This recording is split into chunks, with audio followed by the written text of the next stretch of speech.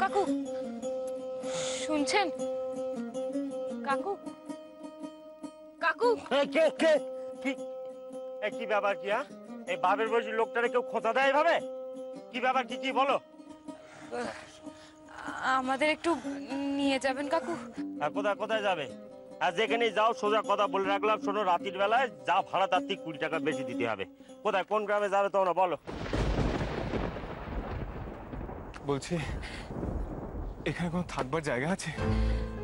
আজকে রাতটুকু কাটিয়ে দিতে পারলেই হয়ে যাবে। কি আছে? আচ্ছা, আমার কি মাথা খারাপ হয়ে গিয়েছে?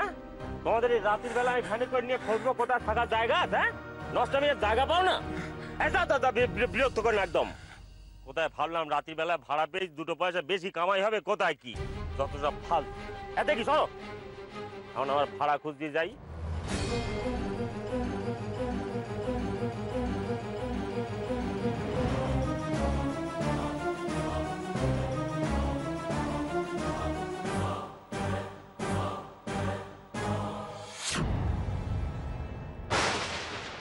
গৃহভূত গৃহভূত গৃহভূত চোখ খুলুন।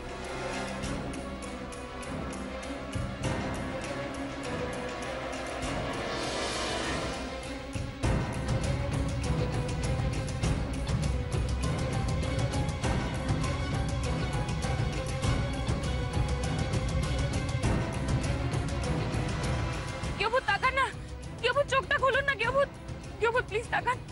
গৃহভূত কেউ তো নেই এখানে। গৃহভূত গৃহভূত কি হয়েছে? কি ও কাকু একটু জল দাও না। হ্যাঁ? জল। ওরে বাবা, এ তো জ্ঞান চলে গিয়েছে। দাঁড়া, আমি জল আনছিস, দাঁড়া। গৃহভূত গৃহভূত তাকান না। ও গৃহভূত গৃহভূত চোখটা খুলুন না। দেখি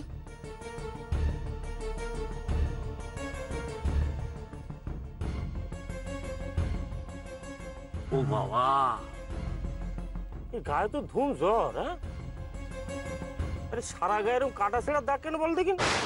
কি হয়েছে? কি কি ভাই, কোনো অ্যাক্সিডেন্ট হয়েছে বুঝি? না না, ওই মারা মা তো কিছু না, ওই সামান্য একটা অ্যাক্সিডেন্ট। একই গৃহভূত, আপনি আপনি মিথ্যে কথা বললেন কেন? কথা বাড়িয়ে কি লাভ? এসব নিয়ে কথা না বলাই ভালো। অ্যাক্সিডেন্ট অ্যাক্সিডেন্ট হয়েছিল। তো ভারী ফ্যাসাদে পড়লাম। ছেলেটার গায়ে তো ধুম জ্বর। এই অবস্থায় এদের একা ফেলে যাই কি করি?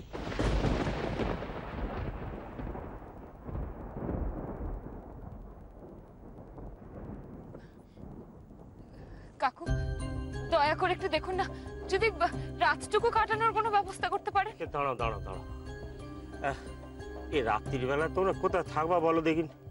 এই গ্রামগঞ্জের মধ্যে তো তুমি ভালো হোটেলও কোথাও পাবা না। তোমরা কাজ করতে পারো, এই আজকে রাতটা বরং আমার কাছে থেকে যাও। তবে হ্যাঁ, ওই দাওয়ায় শুধু হবে, কিন্তু ঘরে ঢুকতে দেবো না। ঠিক আছে। এই ভাবে কাজ করো, ধরো তো। তোলো তোলো তোলো তোলো। ও বাবা, ওটো ওটো দেখি, ওটো।